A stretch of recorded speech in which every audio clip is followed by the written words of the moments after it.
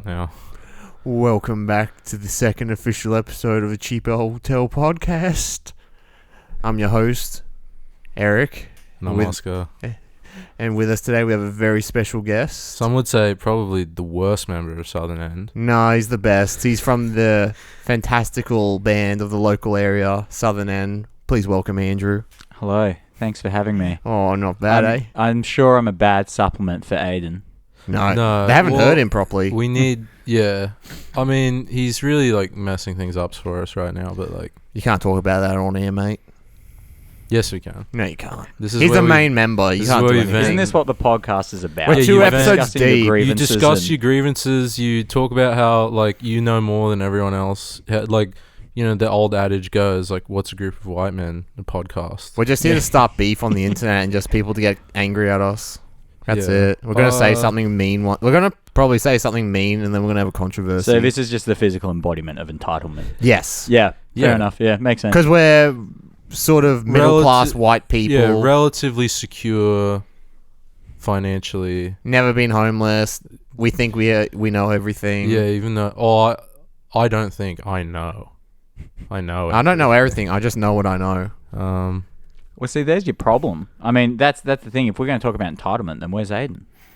You know, he thinks he's better than he thinks he's better than us. He's like, oh, look, I don't need to hang around my degenerate podcast friends. I can just go to the gym and be a cool person or whatever it is he does in his spare time. You know, how dare he have a life? Go on Tinder, meet girls. I mean, I fucking hate that. I think the problem here is, and the main problem is it's not that Aiden's not here and you know he's better than us. I think it's understanding that he's better than you and then appreciating when he's here. You know, I'm happy to admit right now that Aiden's better than me. I'm not. I'm better than Aiden for sure. I'm on the same level. Aiden is like an imperfect clone of Paul Giamatti and Paul Giamatti in Amazing Spider-Man 2 in the rhino suit. No, I was gonna say like Spider-Man. No, Aiden is like the genetic runoff, like imperfect clone of Paul Giamatti and guy from Swingers. Oh, Vince Vaughn. Yeah. Yeah, I was about to say That's Vince who Vaughn. Aiden is. I was about to say, I have no idea what you're talking about. He's got the Vince Vaughn swagger, you know. Oh, the way he walks. He's got like similar sort of hair, similar head shape. Well, he's balding. Yeah. Is he? Is he bald? Aiden is going bald. Is he? Is that what you said? Oh, I said... Vince Vaughn. Yeah, Vince Vaughn has got like a balding look to him. Because he shaves his head in a lot of movies. Yeah, that's true. I saw a really funny picture of Paul Giamatti the other day. Wait, can we quickly talk about Vince Vaughn movies? He went from shit to amazing somehow. And then he went to shit again. How? What movie recently did he go to shit? Every actor's career is a roller coaster. You just don't He peaked at realize Dodgeball, then he went downhill. No, there's plenty of good movies of him. He kind of became a serious actor. Swingers is good. See, I haven't never seen it. He's even good in Into the Wild. He's he carries that movie. I like that movie. You see, my Vince Vaughn catalog is Dodgeball, The Wedding Crashers. Yeah, Wedding Crashers. Haven't seen it. It's just bad 2000s comedy. I love bad so 2000 comedies movies. It's so... I grew up. I used to go to Video Easy and look at them on the sale shelf and pick out which one I'd want to watch. Yeah, I mean, that would inevitably lead you to discover the master, Judd Apatow. Yes, it did. Like, Judd Apatow is like, if you like the kind of... What's the word for it? Aesthetic of bad 2000s movies. Yeah, but his movies aren't bad. Well, that's what I was about to say. Judd Apatow is actually good. Like, he's... Like, Freaks and Geeks was his first thing, right? And that's so good. I don't know. But like, I've heard about that. Superbad is a good movie. Yeah. Like, Superbad is amazing. Here, he would be like... Just like holding his head in his hands, being like, please stop talking about how good Superbad is. But like, it's a genuinely good movie. Do you think it's maybe good because he's like, he looks a bit like Jonah Hill in that movie, except not fat? You know what I mean? Aiden? Sort of. Yeah. There's also a dog outside right now. That was paying no attention. Yeah, I thought Aiden's coming in. It sounds like the Predator's at the door and he wants to come in. He heard somebody said he looks like Vince Vaughn and he's here to settle the score. Yeah, I hope he doesn't jump up because I'll have to like... Because he can like jump up on the lounge over there and look through the window, and then he sees you and he's like, "Let me in." That's pretty funny. Yeah, it's really like horror movie kind of. Yeah, I saw that photo actually. Yeah. I reckon that's kind of funny. We shouldn't probably talk about the dog because people can't see it, but I might throw a picture. But people up on can't the see screen. Aiden, and it just kind of occurred to me right now until you guys get a camera, people are just going to have to listen. No, they're going to look at the memes of me. posting. Yeah, if you are listening to this still, I'm sorry that creatures. there's no picture, but I'm going to be getting a camera soon because I'm traveling to Japan next month, and I need a camera for travel, so it can double as a camera for filming too. So there will be film. No, hopefully I in the want next no episode pictures or of two. Aiden. I want to continue. So we're going to Yeah. frame it so you see our mics, but we will not see Aiden. That's how we're going to frame Aiden, it. Aiden And will you'll see his always be- hand. You can be the Jamie. He'll be that Yeah. weird. show. Yes, he can be Jamie. Yeah, bring that up, Aiden. Yeah. Bring that up, He's Aiden. not. I'm the Jamie. I do all the fucking work. That's true. Yeah, Oscar does all the audio engineering and that, and I'm the one who buys everything. Aiden just brings himself. I look like a computer hacker right now. Like You I've got all do. this stuff in front of me. But You're people hacking are the going to have this system. really lucid, like tormented way of understanding your guys' construction as Yes. human beings. Like right now, people only know Aiden as a guy that looks somewhere in between Vince Vaughn and Jonah Hill. and a botchling. And they heard him in the Yeah. background of bloody the first podcast, just going, "It's good, and you can hear." it." And I was like, if you Yeah, you did go back sound and like that. if you found just this one from the title, I don't know what I'm going to call it. Probably something about funky man music or something. I don't know, something dumb. We're gonna call it Aiden Wood. Yeah, No, we're Aiden gonna call it Woodward, the Super Bad soundtrack. the super bad hour. Yeah, go back to the first one that we did. I'm going to change the. I had it No, as you're episode not. 0, but I'm just going to change to episode 1. Okay, yeah. I'm just going to retitle it. Yeah, Yeah, whatever. I'm keeping the giant Chinese salamander because that's a good name. Yeah. Anyway, let's not talk about our No. podcast plans on air. Let's No, talk we're about- not. But Let's keep also talking follow about us Judd on. We've got Instagram now. Follow us on Instagram at Cheap Hotelcast to keep up with all the good shit. Yeah. And you'll be on Facebook soon. Yeah, I'll get us a Facebook soon as well. Same probably. Instagram's all relevant. Yeah, anyway. yeah. But we Yeah, also no, got it a Twitter allows me at to Cheap do- Hotelcast. Haven't used it yet, but we will. Instagram's better because it allows me to just post out of context photos of deformed creatures from video Yeah. games, and And that's say, all "Aiden, that people that's see. you." They don't need to see anything else. They're I just going think to that's see better, that. honestly. Yeah, no, it is. It's cool. I'm gonna start posting like David Cronenberg, like Out by the Machine and The Fly. That's fucking sick, bro. I've never seen the movie. You've never seen The Fly? No. It's really good. Is that episode The Simpsons rips off? Yeah, Right? Yeah. yeah. Yeah. No, I've but never like seen The it. Fly is like genuinely like a really good movie. Yeah, true. Apparently, it's like a lot of Cronenberg movies. It's pretty like metaphorically like loaded. Yeah. As far as like body horror goes, but it's about like apparently it's like to do with the AIDS epidemic and like the way it sort of like kills people or whatever. Well, I can't say I've seen it, so this It's is so all good. Dude, I zoned Yeah. out. I heard AIDS epidemic. Is this what is this? The Fly? The Fly. The Fly. Is this the Jeff Goldblum one? Yeah. Okay. He's good. I just got a picture in my head of him covered in it's such a pimples, good like movie. spewing pus out of his mouth. Oh yeah, I keep sending like the gifs of The Fly to the chat when I'm bored. Really? I have a bunch of gifs from like Cronenberg movies, and I just send them to people to annoy them. Yeah. Like that dude's head exploding in Scanners. Yeah. Or like yeah, I don't know, when he like morphs into the Fly finally and his like face and stuff falls off. Yeah. Pretty cool. Anyway, let's Alright. keep talking about Judd Apatow. Nah, we'll get back to that. But before we do get into all the main good shit today, we've got a few questions for the main man here, Andrew. Now, he's a part of this band called Southern End, a local from the Newcastle area. They've performed various cities throughout the Sydney and Newcastle area. Is that correct? Yeah. Yeah. All around New South Wales. All my around New friend. South Wales. You They're- did when we, go on that small tour last Yeah. year. yeah, I remember when you first said we're going on tour, I was like, oh, sick. And then you were just like, yeah, we're going up the coast. Yep. I was like, That's- that's hectic. That's how the local music scene works, really. know.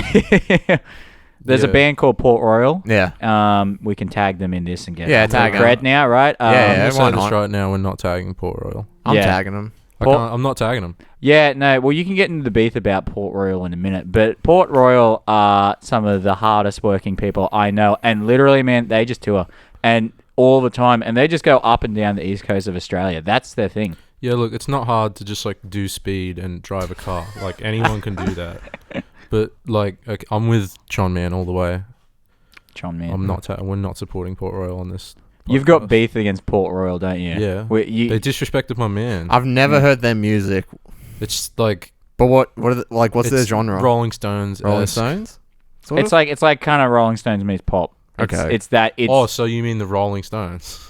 yeah. I mean, Rolling Stones are pop music, right? But theirs is more of a brand that's closer to more modern Yeah, also, Rolling like, Stones. Port Still Royal- very like Rolling Yeah, Stones. Port though. Royal don't really do as many like cool drugs as the Rolling Stones did. So How do you know though? How do you know? Like they could be right know. back shooting up heroin right now. I'm Like they could have the spoon ready to go as we're uttering these words. You think Port Royal are actually shooting up heroin? I don't think. I'm just saying it's a possibility. No, I don't know either. The way you said it is like, I don't know. Yeah, I'm just throwing it out there, How do we know they're not mad ice addicts? Like, let's be real. They could be just... How do I know you're not an ice addict? Well, because I don't tour constantly, but somebody that tours constantly, Oh, yeah, we're going on tour, aren't we? We got 4 subscribers, 24 Instagram followers. We're going on tour. Yeah. We're going to get... It's time to take off, baby. It is. We're going big. We're growing. Nah, but... Well, hold on. I've got a question for you. What? If you guys were to go on tour, what kind of shows would you do? Do you know Super Mega? No. Oh, they're like similar. They do podcasts and they do gaming thing. What they do is when they go on tour, they do like this. They just sit in a room, they talk, they take Q&A, and then they might play a game on screen and have a bit of fun together. But would you guys do the Australian thing and do like the pub talk? Like you'd go out there and talk to the diggers, I'll do the pub tour. I probably wouldn't talk to the diggers, but I'd go in the pub and be like, whoever buys us a schooner gets a free entry. Because I don't want to like patronize an establishment owned by the military-industrial complex. Respect the diggers. I will never respect the diggers. You'll never respect the diggers. You probably shouldn't say that. That's not a good thing to say. I don't care. Why? Elaborate. Oh, please don't go into this. No. These things I believe. I don't want to go into this. This is political views. This is where shit starts. I think that I totally understand the lack of respect for military-industrial complex. And cops. And might as well just throw in firefighters. So the other thing is you guys are going to have a special guest on called Patrick McBeath at some point. So honestly, Oscar, I feel like if you're going to ever disrespect cops on air, you got to do it with Pat, because why would that like anyway? Yeah, but Pat's dad's a cop. So it kind of makes it a bit more juicy if you're going to... And for those who don't know, Patrick McBeath is the guitarist and lead singer of Southern End, correct? He is. He is? The lead songwriter. Close acquaintance of ours, known him for years. He's a rhythm guitarist, but he's one of the lead songwriters. And okay, well, just say quickly, Southern End, when were they formed? 2014, I know I needed to think. So you've been going for 5 years now? Yeah. And it's really 3. The first 2 years took a while to took off. But that's like anything. Yeah.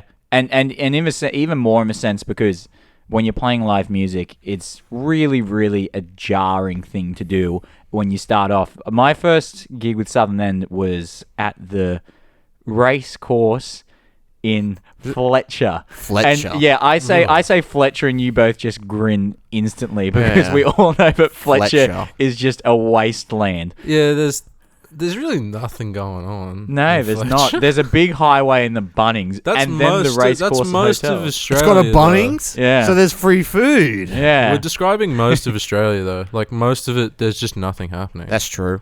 The only places where stuff's happening is in the capital cities. So the main group, just quickly, so people actually know when we make references to the Southern End, it's a group of 4 boys. It's Andrew, Pat. They're small children. Yeah, boys. 4 boys. And then there's Duncan and Aiden. That's not it. our Aiden, but another Aiden with AID. AID, not to be confused with ADEN. Yes. Yeah, he's part of like the new series of Aiden clones. Yeah, but he doesn't. There's like the Nexus 8s in the new Blade Runner. Yeah. Aiden Wood is a Nexus 6. But Aiden Wood's more like Vince Vaughn looking, Aiden Little doesn't have that attribute. Yeah, he doesn't. Yeah. They're on some cheap sunnies from the year 2000, and he could sell weed out the back of his truck. Which one? You're Aiden. I was going to say both. I don't know how much I agree with that. No, if you give our Aiden a flaming shirt, he could just stand out the front and be Guy Fieri. No, we could give Aiden Wood some like speed dealer glasses. He would look so funny. Yeah. Anyway, really, we started off as a 5-piece, and we didn't really get going as a 4-piece till a year after. And then you dropped the best member from the band, didn't you? Wait, they dropped someone? Yeah, they dropped we actually started off as a 5-piece. I was of the my latest best friends. Who? Gabe. Gabe? Yeah. Yeah. Gabe Whitnam. Okay. Good man, great man, who is currently writing his own music. I don't know what he's doing, though. Yeah. Man. Maybe you need to get him on the podcast. He's a good dude. He's a very interesting man. Smashing Pumpkins. Yeah. What genre would you say you guys are? Because there is the infamous interview on radio where someone said you are dad rock. Yeah. That Which was is, like, not accurate, I would say. Well, I'd say your music appeals very strongly to dads worldwide. Our music, actually, our biggest demographic is generally 18 to 22. That's really depressing. That's good. That's well, actually, I'm older than that now. No, so it just makes me sad because it's like really 18 to 22-year-olds like this old man music. Well, you can call it old man music, but I think like to call it classical. They're supposed to be listening to harsh noise, doing heroin, trying to figure out new ways like to Port synthesize Royal, right? saw waves. So Port Royal are unquestionably one of the greatest bands right now. Why do they listen to noise? Well, I don't know music? if it's shooting I'm hearing. I'm going to start making accusations on air. Yeah, they might come after you. You'll meet them at the next gig, and they're like, "Did you say we did heroin ice?" Well, the funny thing is that's like pure street cred. It is. The funny thing about accusations is as soon as you mention it's in somebody's mind. So I'm going to throw it out there. Port Royal are most definitely not doing heroin, but just me saying it, if anybody's listening to this and they know Port Royal, which I know there's going to be one or two people, then that's going to be stuck in the back of their head. And I'm going to get questions about this. So I'm going to stop talking Every time they that. see him play, they're going to be like, "Oi, we listened to this thing that Southern End talked about. Is it true? Is it true? Is it true?" I'm just going to say it was Aiden. And then Which Aiden? Yeah, exactly. Yeah. Well, I'm assuming that when you start doing more biographical stuff, it's going to say on the page Aiden. Right? Aden. Yeah. Aiden, not the other Aiden. In brackets, it'll say. But if you're that smacked up on heroin, you're not going to be that alert to it, Yeah. Right, I think we've talked enough about heroin. and Port Royal. But if anyone wants to really find like, Southern End, just search up Southern End on Facebook, Instagram, or anything. Spotify. But is it just iTunes. Southern End on Instagram as well? Is it Southern End? Yeah, Band? it'd be Southern End Band. Southern End Band on Instagram. Go on our link tree. But that's how you do it. And if you want to find, they are on Spotify, the big boys. Yeah. Yeah, you guys on recently Spotify. put out like an EP of like material. I'd say new material. But you guys have been sitting on that material for like 2 years. Yeah, almost. 2017. So a new EP is out from Southern End too, called Cathedral. You can listen to that now on Spotify. Yeah. Yep. Yeah. So go give that a listen. When I came back from Kuna, we recorded that. Yeah, all produced and mixed by Darcy Long. Yeah. The Chon Man. the best who is best engineer in Newcastle. I'm gonna say it. And I also actually I was going to talk to you about this. Also want to shout out to Julian Lewin because we played at the family the other night, and the room is literally like just a slab of concrete. That's what you want. That's punk, man. But it is so It's industrial. I don't know how he did it, but even with no DIs or anything, he made it sound good. And I was like, how did you do it? He's a magical and man. Julian was like, dude, it's punk. It's brutalist architecture. It's only concrete. But anyway, point is he's a good man, and he's good at what he does. Like the Chon Man, who we all dearly love. Yeah. Boy, can I go to your next concert or whatever you do, when you play, and just like show up and you just be like, "Oi, we were on their podcast, free publicity, man." Yeah. I'll show up. I'll go, like, I'll be the PR man. I will show up and I'll go like, "Yeah, come listen." That's all I'll say. Yeah. Yeah, I'll come. It's a big plug. It's a big plug. It's a big plug. I mean, we're plugging you. You know. Yeah. And we're going to have Pat on. And we can advertise. They're saying, "Pat's coming on. Come give us a listen." And you're going to have any other local musicians on? Oh, I'll be know. down. It depends on whether I ask them nicely or not. Oh, yeah, we can just ask. Like, do you want to come on the pod? I also don't know many people in the scene. Andrew knows. I just sort of hang around the periphery of it and like observe, but I'm not involved. It's probably in the it. best place to be in, really. Yeah. I don't want to get into it like completely on this podcast, but I'm just like, there's nothing in the scene that I'm like, that's awesome. Except for, of course, all the stuff that my friends do. I just respect the artists. You know, they're putting themselves out there. No, it's hard. Artists are cowards. No, it's hard for people. Like, it's hard for people to put themselves out there. It's not easy, and to come up with something original, it takes effort. I think particularly with music as well. Music is especially hard because if you do any chord or anything, someone's like, that's from 1962. This album, this really obscure album. You're like, I've never heard it. They're like, nah, you've heard it. Yeah. Yeah, that's why you start doing noise music. Then no one can say that you copied it. No, then they'll just say you copied Merzbow. Yeah, like say, what if you've got just like, I don't know, like cityscape, like you just, it's just talking and background chattering and just that's just a field recording. Yeah, I know. But what if it's say just that and you can just go, that's just the city, man. You're just recording the city. I'm recording the streets, man. Yeah, I'm out here. Yeah, you could do that. I swear there's something actually like that though. And I don't remember. Some artist that's like specializes in field recordings or something. but you can't remember their name because I that's know what that they like do. one of the guys. I think it's like I don't know. I don't know who his name's like Peter Sotos, and he's like used to be. I think he was in like White House or he's affiliated very closely with like the power electronic scene in like England. Yeah. But he made an album that's called Buyer's Market, and it's like all field recordings of like phone messages from like child abuse victims and stuff. Dude, that's fucked up. It's a really What good. is It's this? good. It's really What good. did this though. turn into? We're talking about field recordings. Yeah, I don't even know That's how we the- got here, to Yeah. be honest. I'm really concerned. Well, I don't know. I'm just like sharing some music with people. Field recordings. It's influential. It's really good. Yeah, I know, but it's just it's weird. It's No. like that It's you not know weird. that This is the world we live in, mate. yeah, and that's what field recordings represent, right?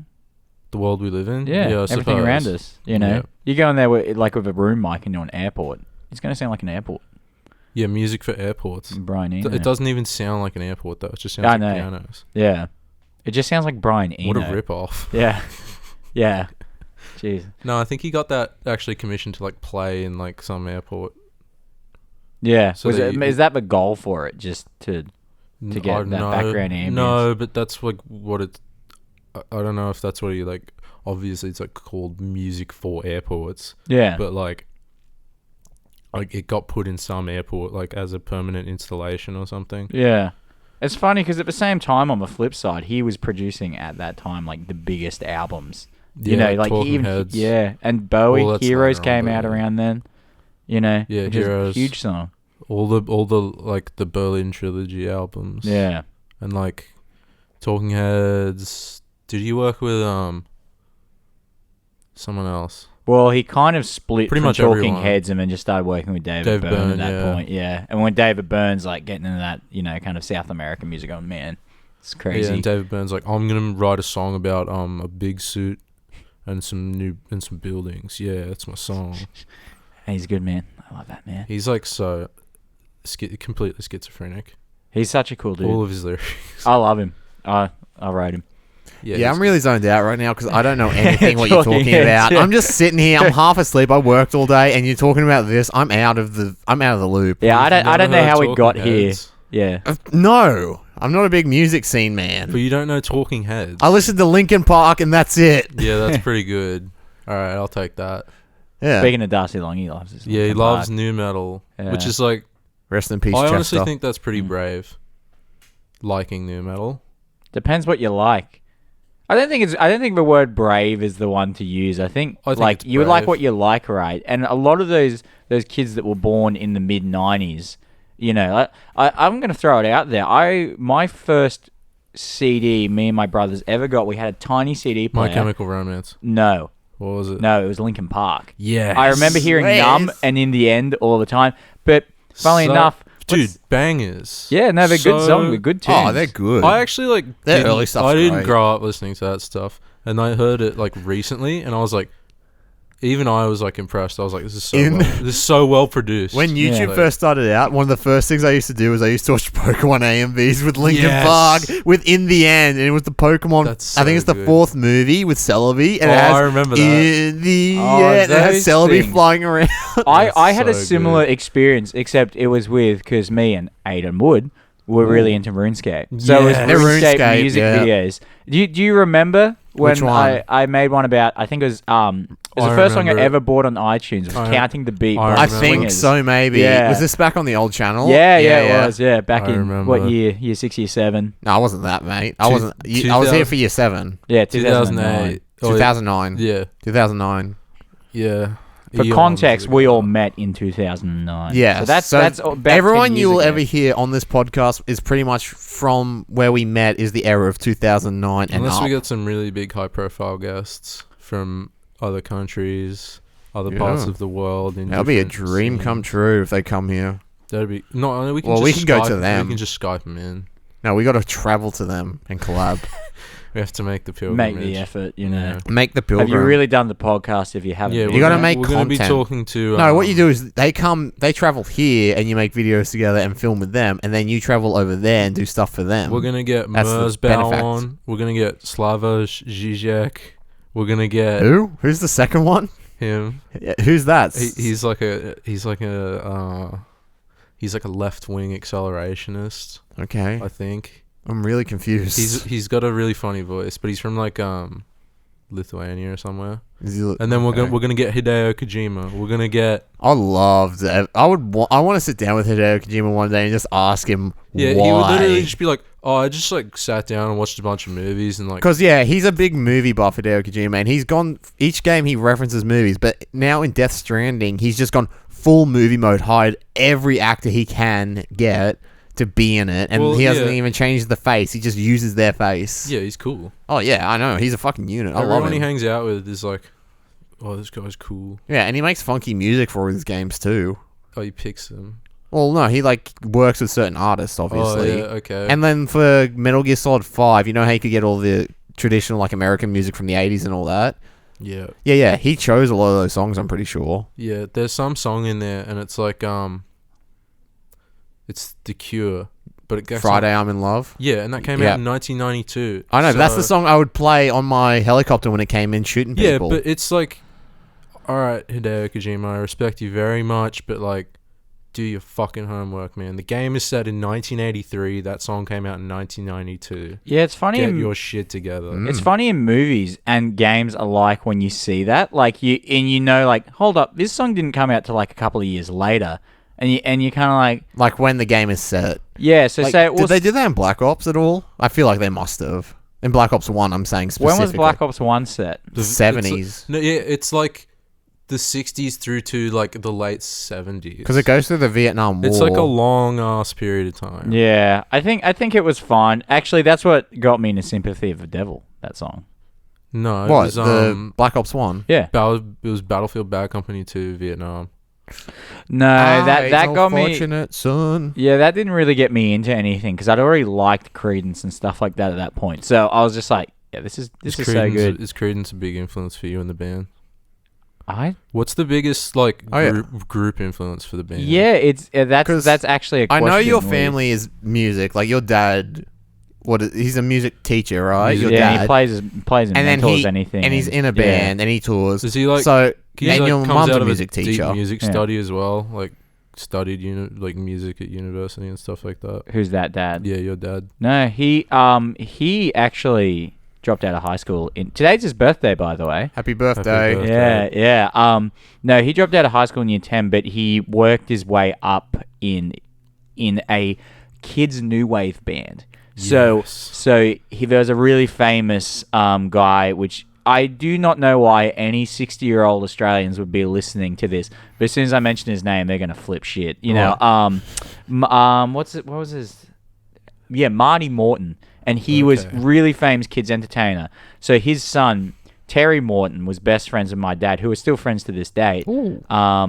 And he got them both to come play in his band. And they're on all these TV performances and everything at the time. And it was like it was a new wave band, but they were doing kid stuff for kids. So he was really big in the Sydney scene. But now he's playing in Mental as Anything, who would have the most... They're pretty big, I guess. Yeah, most number ones in Australia out of any artist ever. Really? Yeah. I would have thought like Nick. Well, I guess Nick Cave doesn't chart that well. Nah, Nick Cave doesn't chart well at all. Obviously now he gets stuff on because it's Nick Cave, right? But he's one of those artists that just built up a cult following, you know.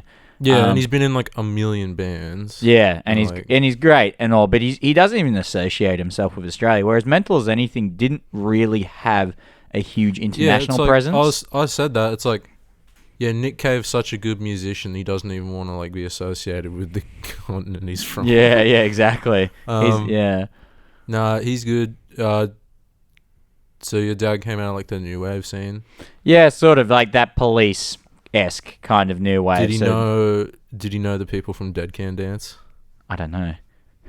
Never asked him that. You should. He's like, speaking of diggers, he's like a vet when it comes to asking him about music stuff. Like, really? Like this information I've got, by the way, only came out from 2 weeks ago or a week ago. Yeah. Every time I've asked him about music stuff, he'll half-heartedly answer the question, and then he just won't talk about it. He's like a vet that's just come back from Vietnam. We're not talking. You about mentioned it, something. You have flashbacks on stage. Yeah, like we're not talking about it. Gets a 1,000-yard stare. Yeah. he's this all this stuff basically over the past year I figured out. Really up until then didn't know. Yeah, well, let's go back to the original question I asked, which was what's the biggest group influence for Southern End, do you think? I actually couldn't answer that because I mean, there's got to be something you all sort of gravitate towards, right? That's how bands get made, I suppose. Not really. We gravitate towards each other. If there's bands that we all listen to, but they don't exactly influence the music, example A, Neil Young. Yeah, okay. We all listen to Neil Young, but there's nothing explicitly in Southern End that screams Neil Young. I suppose Zeppelin would be another one. That was initially an influence. Yeah, I remember that was probably because I know Duncan has all those CDs. Yeah, he played like John Bonham. He still does it, but he's got his own voice now. And yeah, for sure. Yeah. I don't know. Ask Pat this question because he's probably going to say a similar thing. That we're more just Pat play. will probably say, I think Mac's pretty good. I think Tame's pretty good. I think fucking Pat has a great music taste. I mean, really, think fucking Dive's pretty good. I think all those shitty dream pop bands in the 2010s are really good. Does Pat really listen to dream pop though? Does he do that? I mean, sure, he sometimes listens to Tame Impala, but not really. That band, I think they're called White Fence or something. Oh, well, one that played with Ty Segall. Yeah, maybe. I don't know if that's the Real Estate. That's the one. Oh, I've never listened. I don't know who they are. Well, they're they're in that sort of dream poppy scene, I suppose. But really, it's more so, and the reason why I like playing with them is we just play with each other. It's not, it's you guys might have a direct inspiration for doing this podcast, but it's really Joe you guys Rogan. at the end of the day, you're not trying to imitate them, are you? You're just talking shit. No, pull it up. You're being yourselves, Well, and no. that's the same thing with us. I would say, well, this is sort of like a pretty philosophic. I'm not trying to be heaps intellectual, but seriously, it's you see things you like, and then you're like, oh, I want to do that, and then so you copy it, and then you sort of twist it to make it sense, to make it make sense in the context of you doing it. And there's that's how I approach music anyway. I hear something, and then I like it, and I'm like, okay, so I try and copy it as best I can, and then I sort of twist it and mold it into my thing, so it sounds like me. Yeah, but no, for sure. And unique voices are built off other unique voices, right? But that's what's called inspiration. But put it this way, the reason why Southern End doesn't have a particular influence is because there's 4 songwriters in a room. So using that process you just talked about, right? If everybody has that kind of process, right? That means that there is going to be no sole unique voice in the band, and really, it's so you're its not own all product. You're not all into Steve Reich or Karl-Heinz. We're not all into the same stuff, and that's why it works so well. I mean, it's different, and normally it doesn't work, but for some reason with us it does. And that's not me trying to toot our horn. I don't think we're the greatest band on earth, not even close to it. But I just think that when you have 4 unique voices in any project, right? Then it's going to be completely something different because you can have the solidified approach where there's 1 or 2 songwriters and you just know this is just going to churn out the hits, or one where there's 4 unique songwriters like the Beatles or something, where it's which completely is different. Good, the White Album sort of concept, right? Every song is written by a different person, and it's or so different combinations of people. And you go, some songs only have Paul and Ringo on them, and you just go through that album and everything sounds really different. It's I mean, it's not a bad album or anything, but it's definitely a mixed bag in terms of the way it's been approached. Yeah, and that's why it's probably my least favorite Beatles album. It's not as consistent. Yeah, I still think I don't know, some of the songs are fucking whatever, but some of them are pretty really good, man. I think it's got some of the best songs, and there were songs on it. Some of their most well-known songs on it as well. I don't know, While My Guitar Gently Weeps is a good example of that. But then take something Helter Skelter, or anything really, Dear Prudence. But you take then after that you take Piggies, and you're like, what the fuck is this? Some dude with a harpsichord cooked out of his mind. The lyrics are great, but. And Good Night, I think, is atrocious. I really don't like it. No roast I on haven't Ringo. listened to it in the We love longest Ringo time. here, right? Oh, I love Ringo. Yeah, 100%. I follow him on Ringo. Twitter. I love it every time he pops up. He's like, peace and love. Yeah. Peace and love to all my fans. But Good Night is a travesty. He's now, like- you get Patton. He's here. an He's gonna tell you emoji something fiend. different. That dude's an emoji fiend. Have you seen his Twitter posts? Well, the thing was, He the thing loves about my him, man loves emoji. My boy loves his emojis. Well- No lie, he posts so many emojis. Like Well, he says peace and love, and he Do you puts think- love hearts is it- everywhere. Is like his and brain peace slow? signs. He's like so old. I have to assume No, he's like losing his it's mind. no, it's not that. It's because And when he's he like, was there's a little pictures in me phone. I can post these.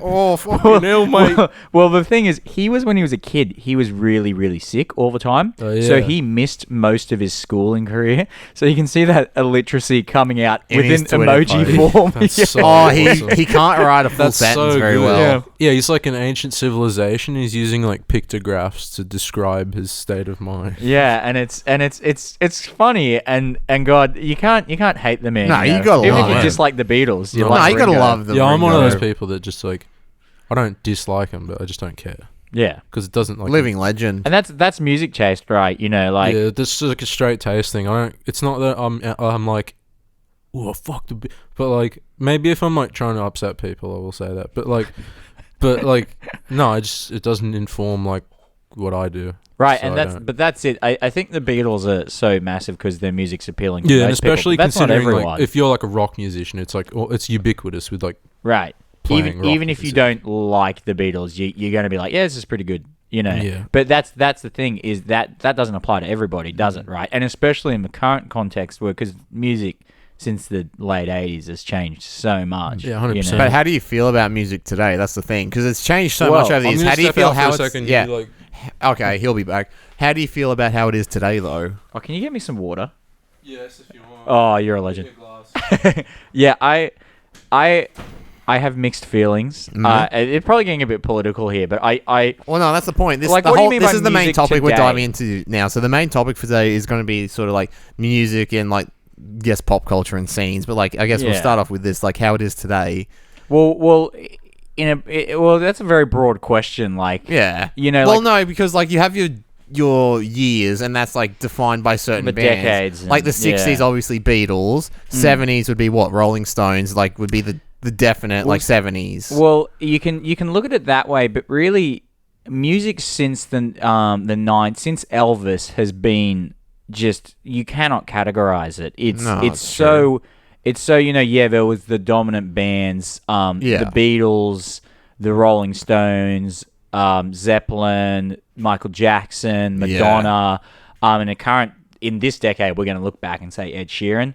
Yeah, that's true. He's been everywhere lately. Well, but I would have he's more massive, leaned you know. towards, I guess, Taylor Swift, because whenever she drops anything, it blows up. Well, same with Ed Sheeran, and you notice Drake and Ed Sheeran. But I every do, time, I like. I'm not a big music man, but I do respect Ed Sheeran a bit more because his stuff feels a bit more natural. If you get what I mean. well, he wrote it. I know, That's- but like, yeah. Well, I guess people would say Taylor Swift wrote it too, but yeah, I thank you.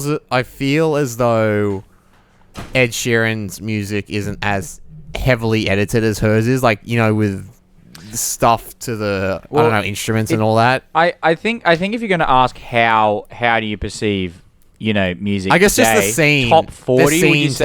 today, I guess you would say. Yeah, like top 40, the scene Well, and how back, it is. by the way. Yeah. Yeah, Oscar's back. If we're talking in decades, so the 2010s, I think we started okay. We got really good, and Yeah. then we dropped off. I honestly think around 2015, 2016, the top 40 in most weeks was better than it's ever been since, I think, maybe even the 70s. I really think that it was really, really good, but I think pop music in general right now is very, very tailored to making money. And I understand that pop music has always been tailored that way. But I see a lot of things in the top 40 right now that say, let's get rehashes of old country stars like Old- Billy Ray yeah, Cyrus. Oh, like- yeah, the big one right now is Old Town Town Road, Road. Yeah, because which it is has that another- classic sort of country sound to it, so people flock to it like all ages. Yeah, then all of a sudden it I comes in mean, with the modern techno sort of beat. And Everyone sort of talked about it, and it's like they're super controversial. Like it's no, it's on. No, they won't let it like chart on the country chart, which is like, okay. Yeah, I don't see why like, not. Is it why but not? if Taylor Swift because can country fans are racist. Yeah, no, but because Taylor Swift goes on country, but she doesn't sound country anymore. She started country, but now she's more pop, she doesn't techno chart on sort of. country. She doesn't chart on the Christ, country. they let- Doesn't she still chart on country? They let Nah, Ed she- She- on the well, if it's a country song. I thought she counts her music genre as country Oh still. no, it's more. Not it's anymore. like all like trap. Yeah, I percussion don't and stuff. I really don't I mean, like it. Christ, they let Ed Sheeran on the R&B charts, right? I don't see why Old Town Road Dude, couldn't be on he's the singing country about charts. how sad he is, and there's a rhythm. It's rhythm and blues. But Ed Sheeran is, I think... I'd be sad if I was Ed Sheeran too. What a horrific looking man. That's very mean. That is not nice. I actually kind of disagree. I'm a dude, by the way. If that's not obvious after the half an hour that you've heard my voice, but That's I up think, to you. Yeah, I think he's a pretty good looking dude. I thought, who did he date? Didn't he actually date Taylor Swift? He dated the Queen of England. Yeah.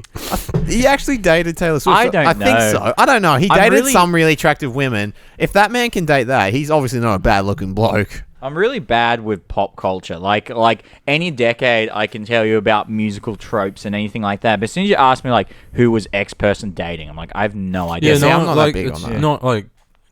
I mean, it's not important. It's is it? not. It's just funny. rarely relevant to the music. Unless it Because translates. you can look like a unless that, pug and like, date a fucking, I don't know what, but... I mean, unless it like directly translates to the musical process. right, it doesn't exactly. matter. Yeah, like Yoko, or yeah. Yes. Yeah. The best Beatles member.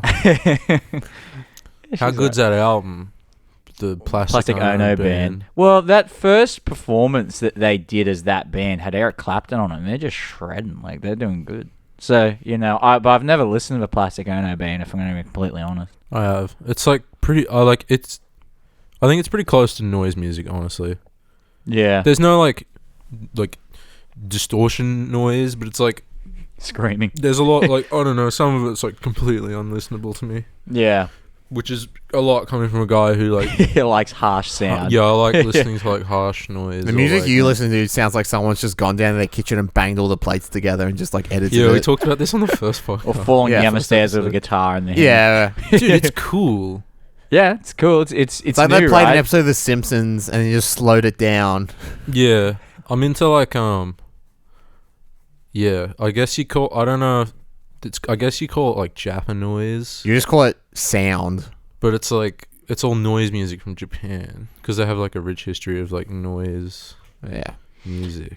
Well, going back to the original question though, I think the top 40 right now is very commercially interested. There's nothing in the top 40 that kind of makes you not even, well, for example, go, wow, that changed my mind, but even remotely interesting, if that makes sense. I feel like a lot of the good artists from a couple of years ago are on break because everyone releases albums like every 4 years now. Yeah. Yeah, which is like, I mean, we're gonna see that more and more because like musicians can't make money off album sales alone because nobody Yeah. buys They have music to tour. anymore. No, they They tour have and to they sell tour. merch. They And they have to overprice that merchandise. merch so they can sell, like, earn way more revenue that way. Yeah. Oh, I don't know if so. I mean, Well, if some you wanna places I support know the would. artist, then you, Yeah, but, like, will if buy they- the record. If they or buy, whatever. if you go to a gig and it's just got a black T-shirt with just their name on it and the tour name, that's pretty lazy. And That's if it's like punk. $50, it's like, That's yeah, punk no. rock, dude. Man, I went to Herbie Hancock and he wasn't even selling any shirts. He had a CD for sale and that was What a that was legend. the merch. I'll tell you what he was selling. Just go to Rush and buy a Rush shirt. No, he was Yeah. selling. He was selling his Korg Kronos. Nah, he Does he never not sold tour that. with the Korg Kronos anymore? No, he had a Korg. I don't think it was a Kronos though. He I've heard him had talk about the Kronos. And he- he's like, it's so good. he actually mainly tours. He tours just with a keyboard. I wasn't sitting close enough to see it.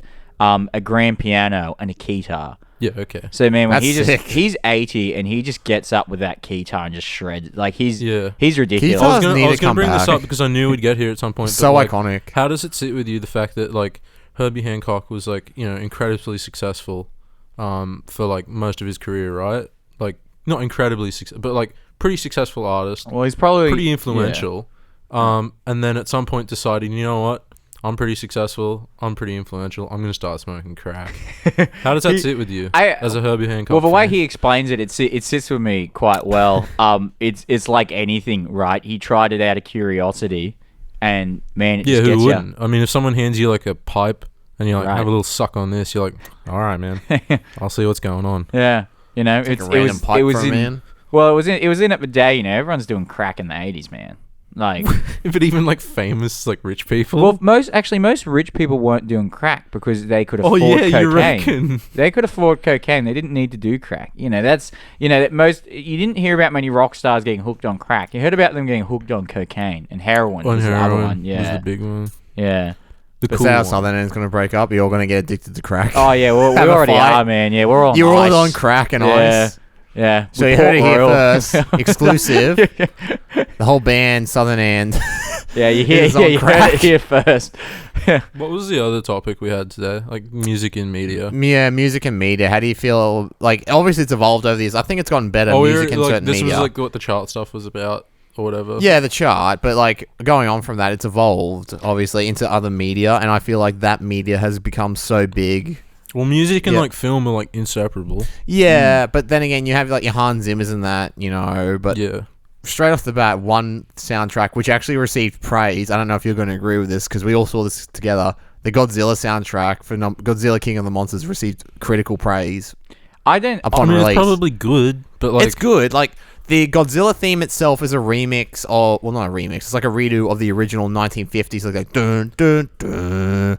But they add, like, these monks and that in the background. yeah, going, they have "Huh, like chants and stuff, and it's and they have. I like, really like it. big, like this is gonna sound like I'm hating, but I'm not. But like every soundtrack in movies these days is like, oh, we couldn't get Hans Zimmer, so let's get the guy who's sounds imitate. just like Yeah, Hans yeah. Zimmer. Yeah. And it's like, Or and like Hans Zimmer, like he's great. I think some of the stuff he does with like Christopher Nolan, like all kind of sounds the same, but like it's good. yeah, it's still Yeah, it's good. good. I mean, I I think love the best the- shit he's done is like the new Blade Runner soundtrack. Interstellar is really good as well. I really like the soundtrack. on Yeah, he that. really likes his organ sounds on Yeah, that. yeah. He just Mm. goes crazy. The opening is just that organ. And it's like, whoa, you know this is going to be cool.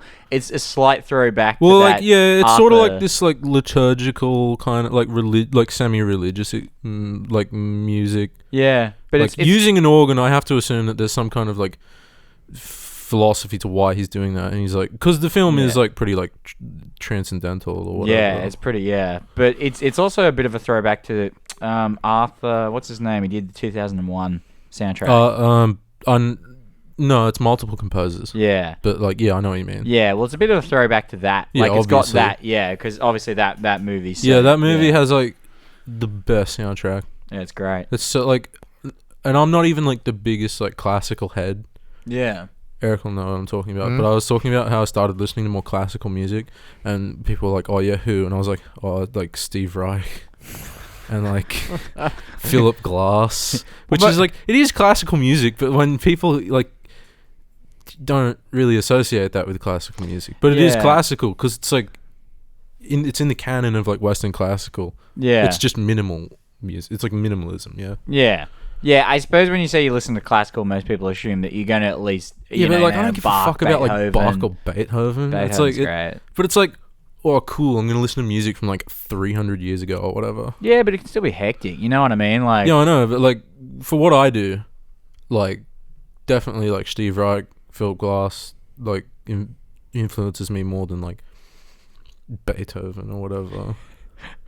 yeah, the way you say Beethoven as well, it's got this kind of like Beethoven. Yeah, I know. It's like even. Oh god, that drill. You know, Well, I don't know. Beethoven, Especially in the context of like modern music, we think about like the use of like repetition, or you know, like, and the way Steve Reich was sort of like experimenting with like new recording techniques and stuff is like the foundation for all electronic music, basically. Yeah. Well, part of it, but yeah. Yeah, I think a lot of people look at, there was a particular like avant-garde movement in the 60s with classical music, and people look at that and, you know, the true elitists in that field, and you go, I liked X composer from the 60s, like, no, that's not it. That's Not a real. That's not classical, man. That's not classical music. It's like you know, like when you're like, oh, I really like the Headhunters, you know, Herbie Hancock. Yeah. When he's playing his more fusion stuff, and you know, like I'm kind of into jazz, and you say I like Herbie Hancock, I'm like, that's not jazz, man. That's not jazz. Yeah, I don't know much about like the jazz canon. Please don't knock the mic. Yeah. No hands on the mic. No, I'm not really. Microphone. I don't really know much about like the jazz canon or whatever. Like I don't really.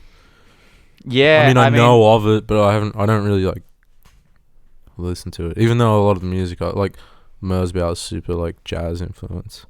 Yeah, I think that the common thing about jazz is people look at it this like exotic genre, like yeah, man, I play jazz. And all of a sudden, everybody goes, "Whoa, well, step back. This guy plays jazz. Yeah, it's he's like, loose." Yeah, people think it's like the most advanced. Jazz. People think it's like the most advanced and complicated music of all time, which like a lot of it is, but a lot of it is just them just riffing, right? Man, a lot of jazz is not this be all end all genre.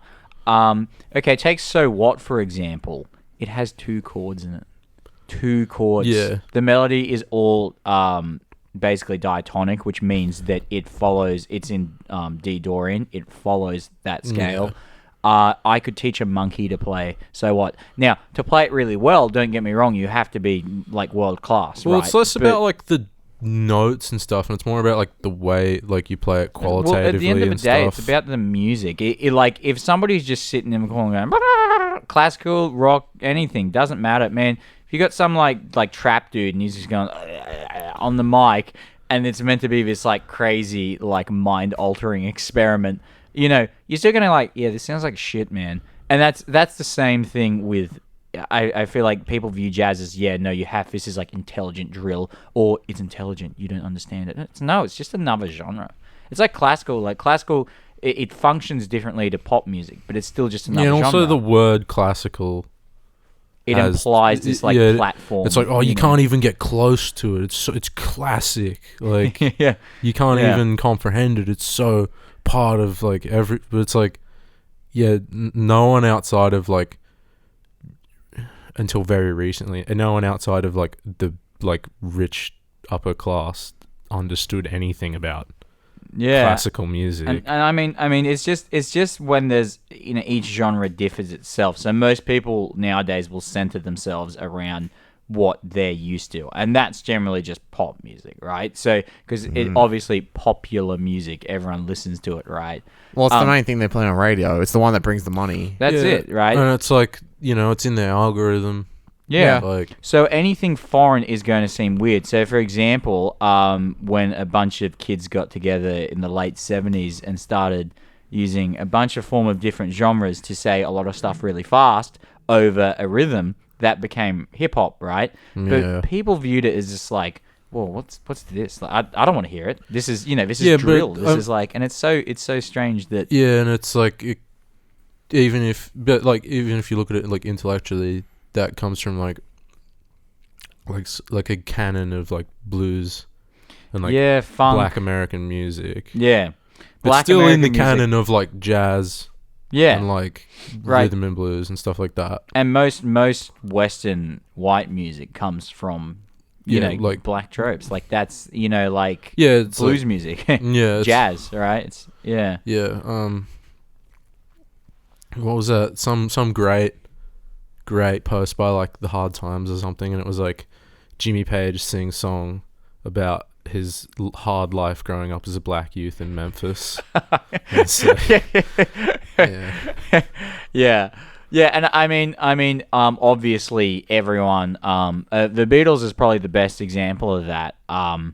No, I think the Rolling Stones were like... The Rolling Stones is going to say the other one, because their first album is mainly covers, of blues. Yeah, and they were really good blues players, but then they made their own voice, and obviously one of the most popular bands ever, Yeah. But really, I know a lot of people that kind of think like this when they look at history. They say the last truly unique white genre was punk.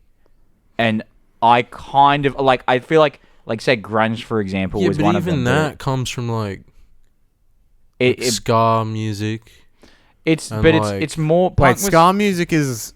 we talked about this before. Just quickly, ska... Smash Mouth. Yeah, no. Isn't that like the one I showed you that I really like? The feeling that I get, the Mighty Boss Stones. Isn't that ska? You said? Yeah, probably. I can't. The Mighty Boss Stones are a ska band. Do you remember it?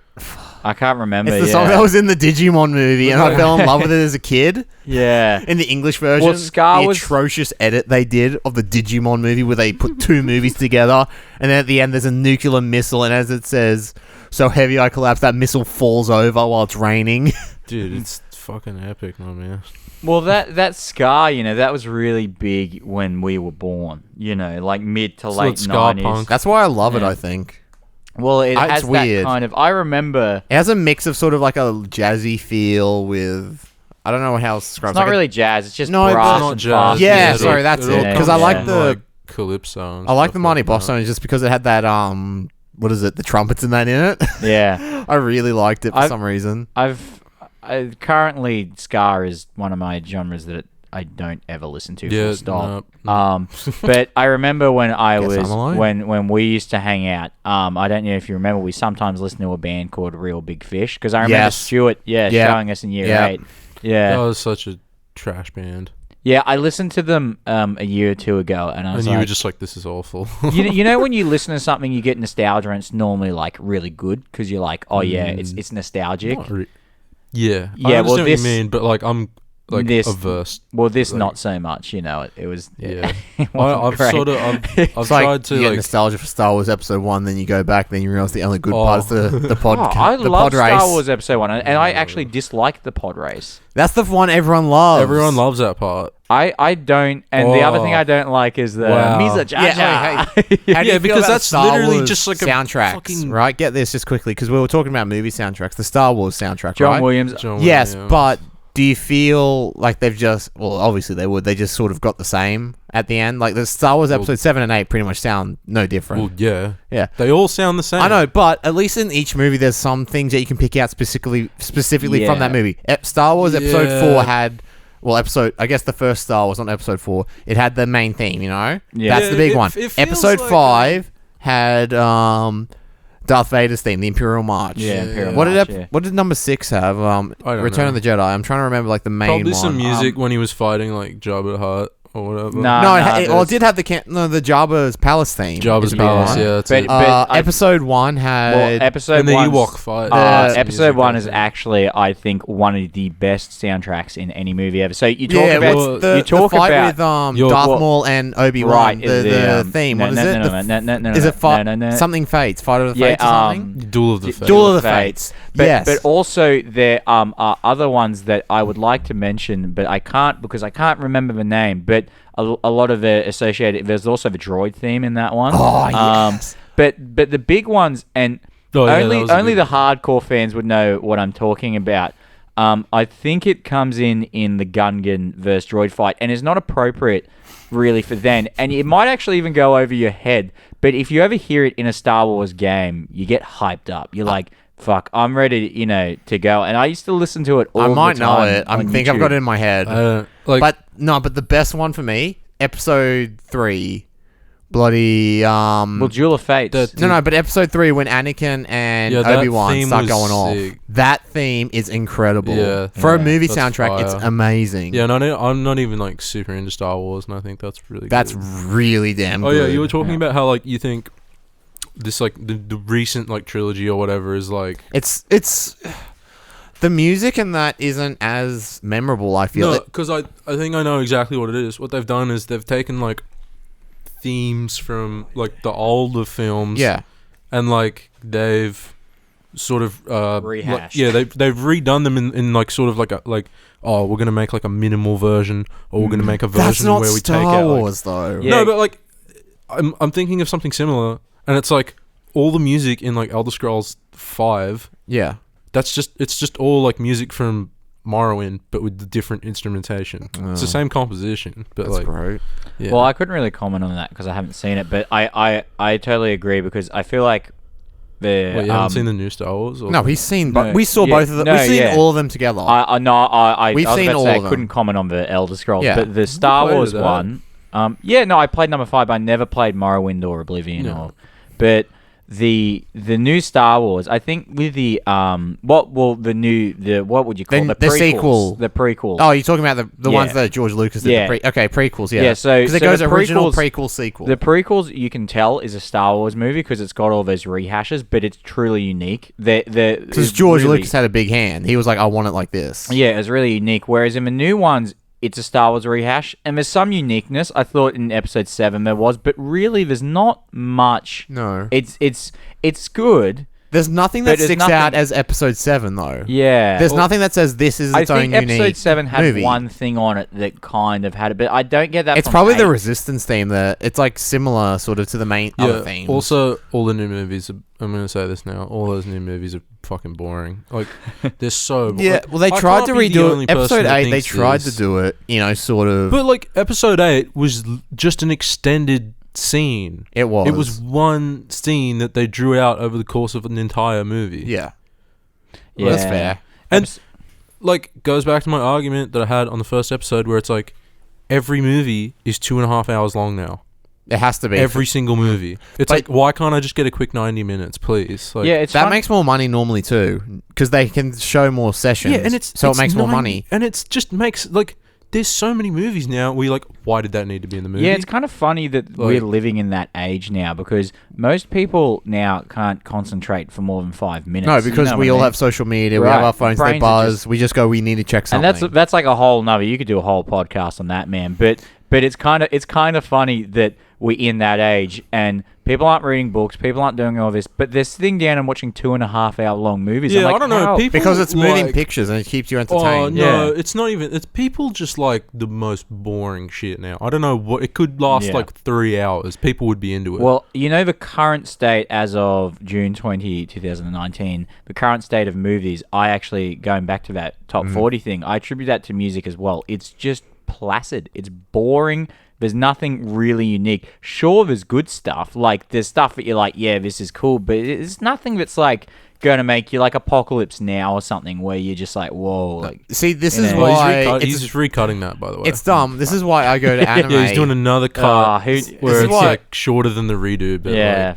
This is why I go to anime, because a lot of the anime movies are really unique and cool and have their own feel. They're all bad. No, Penguin Highway. Bloody Penguin Highway. It's amazing. No, it's about penguins appearing out of nowhere and like they throw cans and penguins appear. That wouldn't be done in modern Hollywood. It's incredible. There's one called Promare from my favorite studio called Studio Trigger, and it looks insane. The colors and everything. It looks amazing. I only watch movies for men like Spirited Away and Ponyo. Yeah, the only actual anime movie I've seen is Spirited Away, and that was when I was 13. Yeah, and it's good. I remember liking How's Moving Castles. I need to watch that. Too. It's got Brad Pitt. Oh, really? I think. I know that because Disney partnered with Ghibli to bring a lot of those movies to the States, so they got a lot of famous Brad Pitt's voice in it. Because in The Wind Rises, like they got Emily Blunt. They got Emily Blunt as the main chick in The Wind Rises, and I didn't see that. Jordan. Oh, what's his name? Joseph Levitt. Yeah, that's it. Yeah. Gordon Joseph Levitt. I was getting his name wrong. Jordan Joseph Levitt. I couldn't remember his name. Jordan Joseph. Yeah. What was his name again? Gordon Joseph Levitt. Yeah. Yeah, he was he was the main character in The Wind Rises next to Emily Blunt. Matt Damon was in Ponyo as well. Yeah, see, they put A-list actors in it. Yeah. I mean, yeah. It's funny you mentioned that before about anime, because most of the time, most people I know that watch anime say, yeah, there's this really kind of different one I'm watching now. And you rarely hear people say that about, whoa, this Marvel movie's different. No, because... Well, because that's why I like it, because each studio has its own vision, and if they're an original anime, they will create what they want, so it's different. That's why I enjoy it. Manga is too. They each have a unique art style. There's some shit. Oh, no, you got your cookie cutter romance ones, of course. No. Like, there's some shit that just infected that fucking like anime for like 10 years, and it was like, dude, what if we were like in a video game? Well, no, that's the trend like now. That's the current trend. It's called there's isekai. Like probably 60 different animes where it's like, what if I was in a game? The biggest animes right now, they're called isekai, and that is being transported to another world. The biggest ones are some of the biggest ones. Sword Art Online is massive. There is... It's fucking terrible. On top of that, there's called ReZero. ReZero starting life in another world, or restarting from zero, where literally a guy just walks out from a convenience store and he's in another world for no reason. He just is there. Usually how isekais work... Well, it's like it appeals it's like to Marvel. No, usually how isekais work is they get killed somehow. Yeah, they get killed. The famous ones, they get hit by a truck. Or they're like stuck in the game. It's like... Yeah.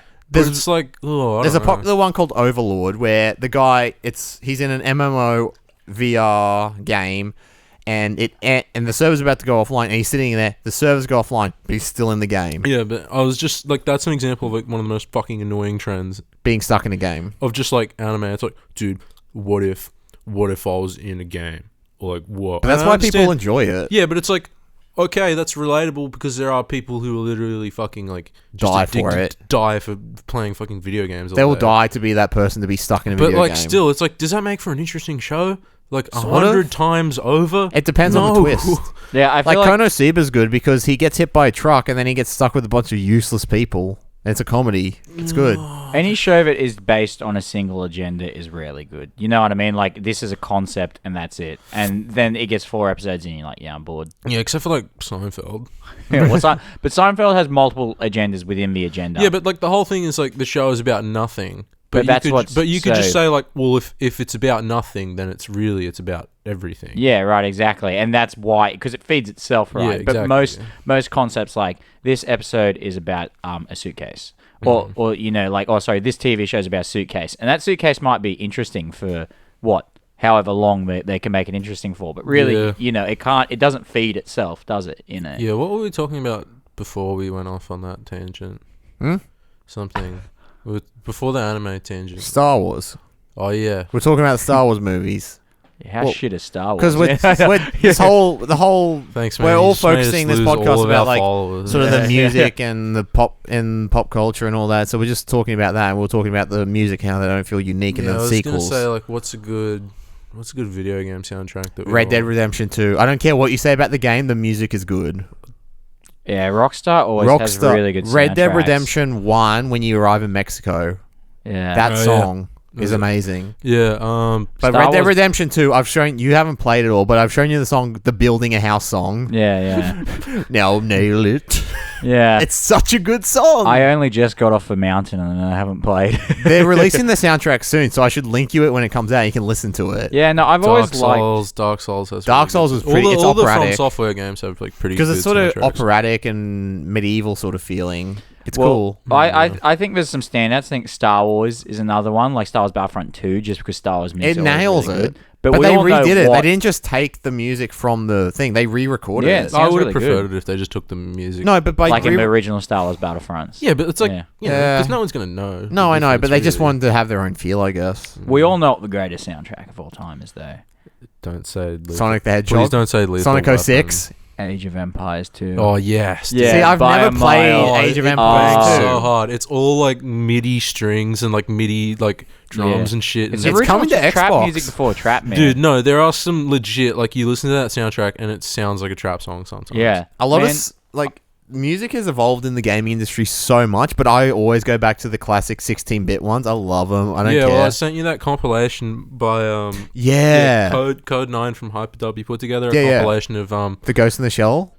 No, it was like it's a collection of like Japanese video game themes from like from like the 80s through to like the 90s. I remember now and the way he explained it was that like video game music was different to other forms of music back then based on the technology. That's why it's fun. Like it sounds like that not because they want it to, but because that was the only way to get it. That's the only way you could get the sound. And as like games get more advanced, the video game music becomes less different to just it became more music. It became sort of movie quality. Just like regular music. Like if you listen, like a pretty good soundtrack, if you ever heard it, is The Last of Us one, because it's really just string guitars and stuff. It's pretty funky. I like it. Yeah, that's a lot of soundtracks these days. Yeah, but it's just I got a guitar. They try and make it spring reverb. More simple because they don't want it to be all techno, because that's the main music scene. So they try and make it more. I don't know. You know what I mean? They try and make it. They try and make it more of your just a simple guitar. I feel like I get a lot of just orchestral stuff, which is like orchestral. That's fine, but like, Can I have something else, please? Yeah, I feel like one of the best game soundtracks I've ever heard in my life, and this is not just because I'm like a huge Nine Inch Nails fan, but the Quake soundtrack is so good. I didn't even know that was by Nine Inch Nails. It was by Trent Reznor. Yeah. It's so sick. It's like a dark ambient, like industrial. Because I've never really played Quake. I remember playing it on my school computers in year 10. Yeah, this is the first Quake. Yeah. It was that game's jumping around with the rocket launcher and I mean, that game's sick because I grew up playing it, but also the soundtrack. It's based off Doom, isn't it? Yeah, it's the same people. The modern Doom 2016, a lot of people equate that as to one of the best soundtracks in a video game. It's good. And the new Doom coming out has a pretty good soundtrack. Just the way they made it was like different to like other game soundtracks. It's just heavy metal, isn't it? No, but like the way that the player can like interact with the soundtrack makes it different. Wait, what do you mean it interacts with the music? Well, if you do certain things, the music like changes. Wait, really? Stuff. Yeah, I've never noticed that. Yeah, so they had to record like so much shit. That's pretty cool. So like, well, I think it was one guy in particular, but like of course. it all. But well, you know, speaking of Quake, who is right now a massive Quake fan, and he plays it all the time. Who? Joe Rogan. Oh yeah, he got addicted again. Yeah, he used to play it, and then he got a. Is there a new Quake out? Quake Champions? Oh yeah, that's the one. Yeah, because he said he used to play it in the early 2000s. Yeah, and he used to watch that pro guy who used to be really good at he Quake. was addicted to it, and then he stopped. Which Quake? The first one? Oh, probably Quake or Quake 2. Probably, I don't know. But then he came back, and recently in this year, he said, "Oh, they helped me set up a computer." He's like, "I'm addicted to Quake again now." Yeah, he's just like, "Yeah, I'm addicted to Quake." I do like those games. I like 1 and 2. I mean, because I like started playing Doom. It was like one of the first games I ever played. Yeah, but like, yeah, there's some people like Quake multiplayer. Like, cool. I respect everyone that plays that because you have to be so fucking good. But like, I can't be that good at a game. Nah, I used to be. As a human being. I've never been good at shooters. I used to be better back in 2010, and I've gotten. I don't know what's happened to me. I just must have gotten older thumbs. I'm just not as quick anymore. So I play single player games so I don't feel guilty. Yeah, and you just want a drop shot. Yeah, bro. Dolphin dive shot. Yeah. Like a lot of kids nowadays won't know what you're saying. Yeah. One man army noob tube. Yeah. No, well, I mean, Modern Warfare 2 and Black Ops and they're... Wait, what if they bring back the one man army noob tube in the new Modern Warfare? But there was no one man army in Modern Warfare. No, but this is a reboot. So they could add it. Yeah. Yeah. How much longer do you want to go with this? I feel like this just ends up being. We've gone for quite a while. For another half an hour. Yeah. We've gone for like an hour, but we can like. Do you want to go for a little bit longer or what? We don't want to go too long today. Do you want to like wrap it up? Yeah, we'll probably wrap it up for now. I say because. People have already heard our opinions on stuff enough for one day. You know, unless we're going to talk about something like deeply philosophical. No, and plus an hour-long podcast for a beginning channel is pretty long. I don't know. A lot of people don't listen to it. We hit on like everything. We hit most. We talked about the popular things. Yeah, we talked about that, and people heard. We talked a bit about the game soundtracks. The only thing I only wanted to talk about Andrew's. We talked about this before. Anime soundtracks. How much he loves them. Yeah, I've probably heard more anime soundtracks than actually watched animes. I know because they're just everywhere. Yeah, I don't. Probably a disclaimer, but I don't watch anime ever. I think the last time I watched anime was Dragon Ball Z when I was a kid. That's a banger though. You know, and that's not me because I don't like anime. The new movie has a banger song called Blizzard. I should play it for you after this. Yeah. Well, yeah. I mean, but. You know, yeah. I mean, I think. Didn't you say a lot of them feel? I can't remember what you said. You said they have a certain feel to them. A lot of them are metals. Yeah, that was it. You know, just like big guitar solos, double kick. You know. I think it's because it makes it feel more epic for the casual viewer. It's more upbeat metal. It's so it's like so processed. Yeah. So over the top. They do that. I mean, but that's what most animes are because they're just, you know... Because they are... Well, at least in my... I don't really watch them. I can't really comment on that. But, you know...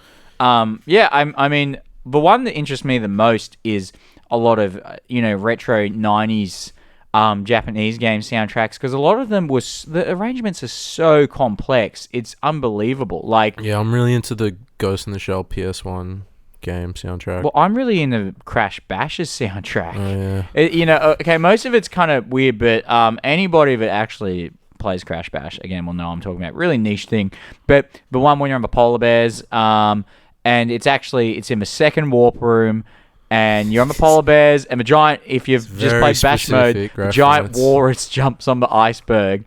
That soundtrack there has one of the craziest walking bass lines I've heard. And I remember sitting there playing it, listening to it, and I was just like, this is crazy. This is nuts. Who writes this shit?